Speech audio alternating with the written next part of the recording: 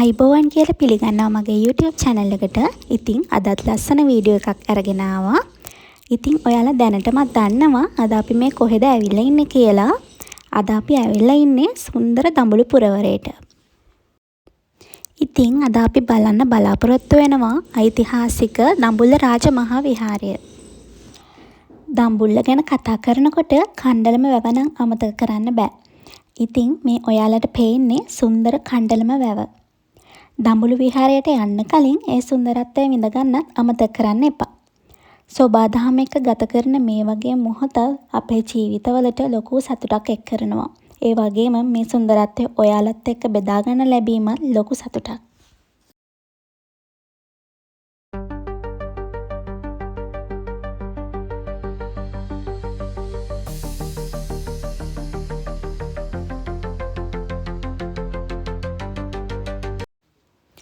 කණ්ඩලම වැවේ සුන්දරත්වය විඳලා අපි මේ ආවේ ඓතිහාසික රන්ගිරි දඹුලු විහාරයට.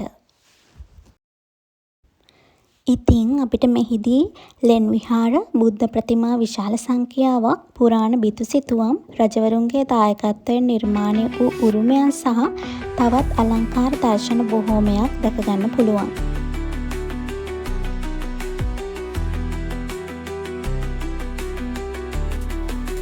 ඉතින් අපි මේ යන්නේ දඹුලු විහාරයේ තියෙන විශාල රන් බුද්ධ ප්‍රතිමාව බලන්න.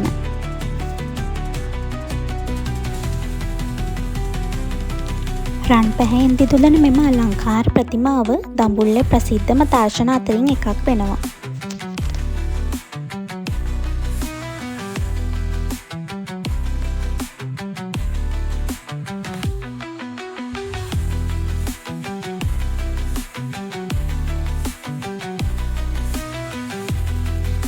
රන් බුද්ධ ප්‍රතිමාව බලලා අපි දැන් මේ යන්නේ දඹුලු ලෙන් විහාරය බලන්න.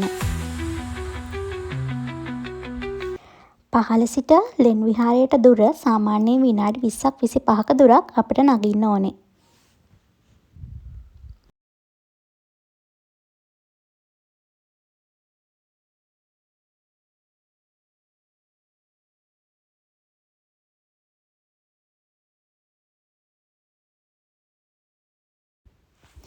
ඉතින් උඩට යන අතරතුරේදී මෙහි ඉතිහාසය ටිකක් අපි කතා කරමු.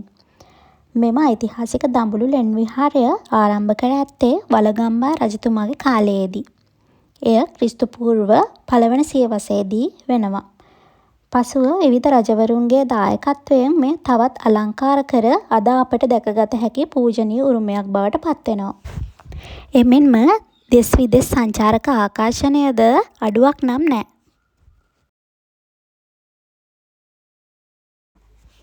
ඒ වගේම ඔයාලට මේ පේන විදිහට දඹුලු ලෙන් විහාරයට යන පඩිපෙළ දෙපස පොඩි පොඩි කඩවල් තියෙනවා. සිහි වටන රස කෑම ಜಾති සහ දේශීය නිෂ්පාදන අලෙවි කරන කඩ රාශියක් දකින්න පුළුවන්.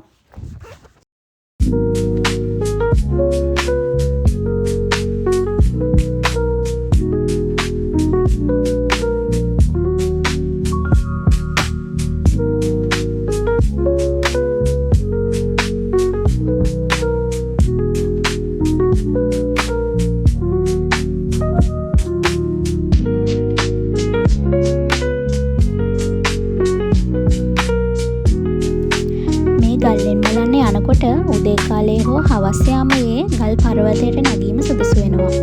මොකද දවල් වරුවේ මේ ගල නගින එක ටිකක් දුෂ්කරයි අධික අවසර නිසා. ඒ වගේම විශාල වඳුරු රංචු ගැවසෙන නිසා ආරක්ෂාව පිළිබඳව සැලකිලිමත් වෙන්න ඕනි.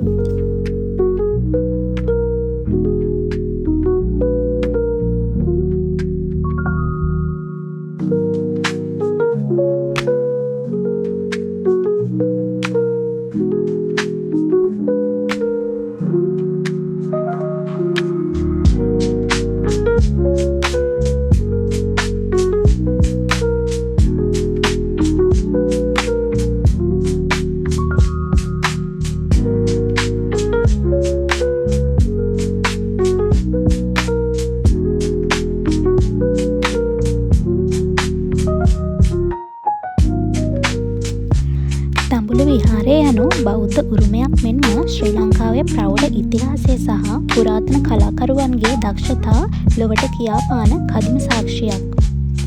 අදටත් දෙසිත සංචාරකයන්ගේ හොඳම ආකර්ෂණය දිනාගන්න ස්ථානයක්.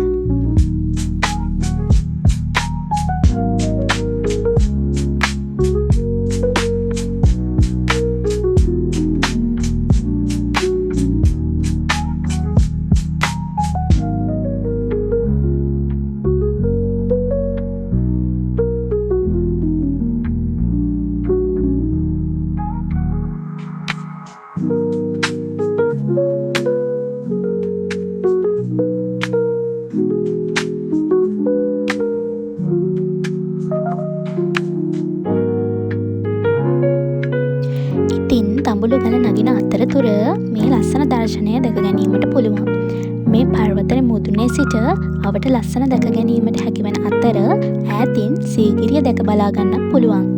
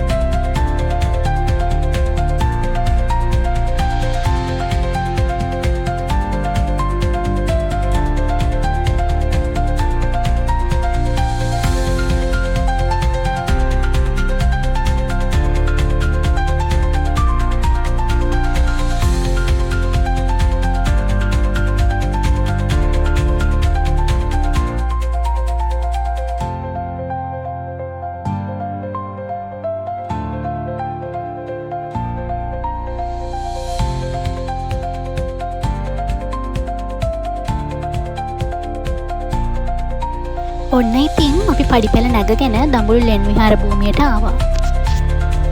එහෙනම් දැන් අපි අතුලට ගිහින් අපූර්ව බිතුසිතුවම් සහ බුද්ධ ප්‍රතිමා බලමු. ඔයාලට මේ පේන්නේ දඹුලු ලෙන් විහාරයේ එලිමහල් සංකීර්ණය. ශ්‍රී ලංකාවේ විශාලම හා වඩා වැඩියෙන් සංරක්ෂණය වූ ලෙන් ගුහා සංකීර්ණය වෙන්නේ මෙන්න මේ දඹුලු ලෙන් විහාරය.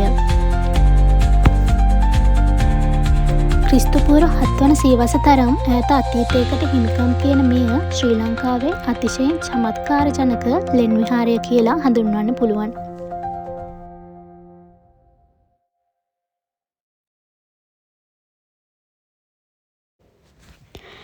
මෙම ලෙන මහාරාජ ලෙන හෙවත් මහරජුන්ගේ ලෙන ලෙස හඳුන්වනවා.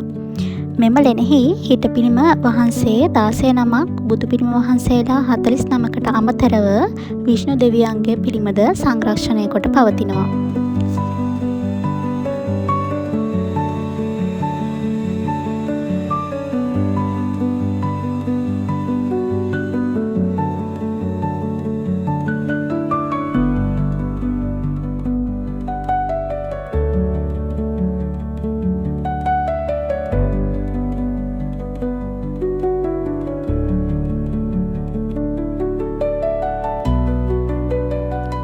ඒ වගේම මේ ලෙනේ අපූර්ව විශේෂත්වයක් වන්නේ මෙන්න මේ වතුර බිඳු වැටෙන ස්ථානය. ගල් පර්වතයේ ස්වාභාවික පැල්මකින් වැටෙන වතුර බිඳු මෙහි තබා ඇති මුට්ටියට එකතු වෙනවා. විශේෂම කරුණ තමයි වියලි කාලවලදී පවා මේ වතුර බිඳු වැටීම දිගටම සිදුවනවා කියා ජන විශ්වාසයක් පවතිනවා.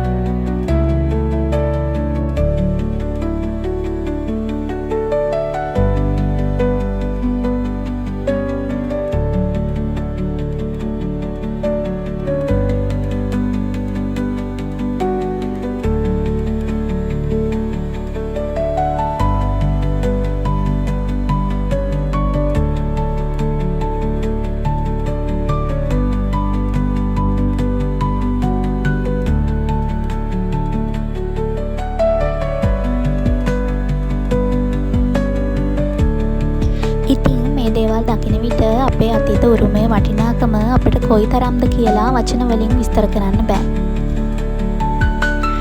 අවුරුදු ගානක ඉතිහාසයක් මේ බිත්තිය ඇතුලේ සැඟවිලා තියෙනවා. ඇත්තටම මේ දේවල් ඇස් දෙකෙන් දකින්නම ඕනේ. ඉතින් ඔයාලත් මේ සුන්දර ඓතිහාසික ස්ථානයට ඇවිල්ලා තියෙනවා නම් ඔයාලගේ අත්දැකීමත් කමෙන්ට් එකක් දාගෙන අපිත් එක්ක බෙදා ගන්න අමතක කරන්න එපා.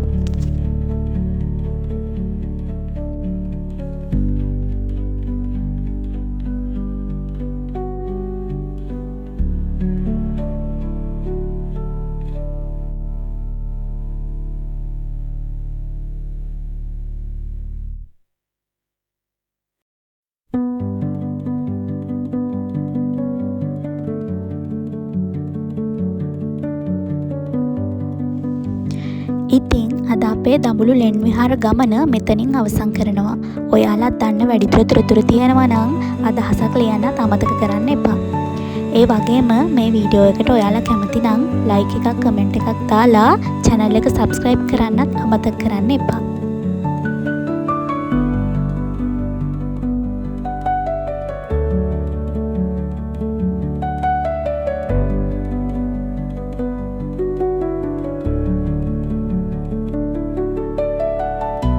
ඉතින් අපේ අතීත උරුමයේ වටිනාකම ඇස් දෙකෙන් දැක ගන්න ලැබුණු මේ ගමන ඇත්තටම අමතක නොවන අත්දැකීමක්. ඒ වගේම මේ වීඩියෝ එක බලුව ඔයාලටත් ගොඩාක් ස්තුතිවන්ත වෙනවා. ඉතින් මේ වගේ ලස්සන ගමනකින් හමු වෙන තුරු පරිස්සමෙන් ඉන්න. ඔයාලා හැමෝටම සුබ දවසක් වේවා කියලා ආදරෙන් ප්‍රාර්ථනා කරනවා.